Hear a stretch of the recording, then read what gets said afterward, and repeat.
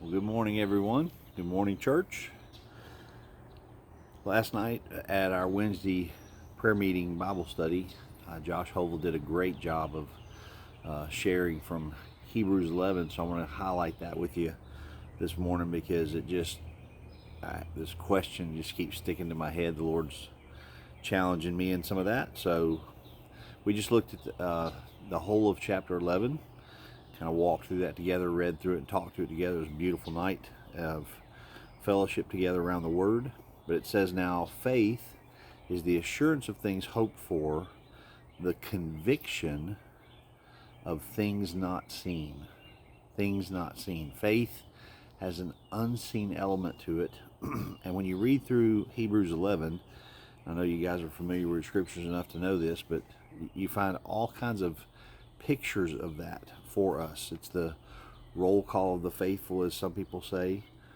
Without faith, it's impossible to please God. Verse 6, to please Him, for whoever would draw near to God must believe that He exists and that He rewards those who seek Him. So faith believes God rewards seekers. We can't see that all the time, unseen, but we are to believe that. So then it just goes on to give you the names of some great people of faith who didn't see things but still believed.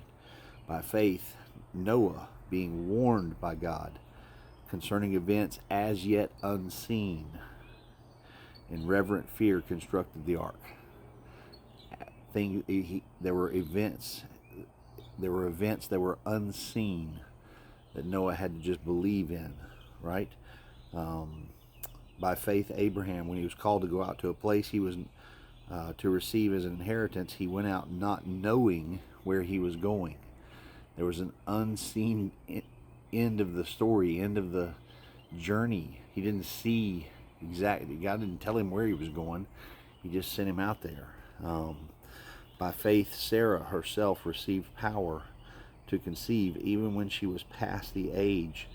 No one's ever seen anyone of that age give birth. It's an impossible thing, but an unseen thing is how we express our faith. Our faith has to be lived out in the unseen. All these died in faith, not having received the things promised, but having seen them and greeted them from afar.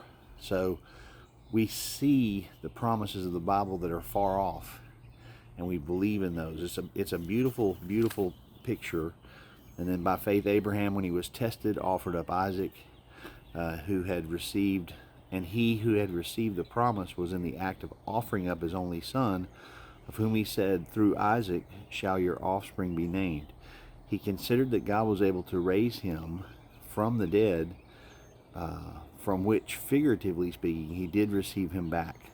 So Abraham couldn't see the full plan, but in the plan, God told Abraham to do something that seemed like it was off the plan, but he had to obey God's instructions because he couldn't see the full plan. So I just want to ask you this morning to consider faith is a lot about the unseen. We walk by faith, not by sight. And what is God asking you to walk in faith toward in your life, in your career, in your calling, in ministry, in the work that you're doing, in your finances? Are you living out your finances with faith? Unseen things, you're obeying the scriptures in those areas of your life, even though you can't see how it's all going to work out. I just believe with all my heart that when we exercise that faith, God shows up and shows out in big ways, and we're able to give much greater testimony to those around us. So check out the unseen things of your life and walk by faith in those, not by sight. And let's express some faith to God today, which pleases Him. Thanks for watching.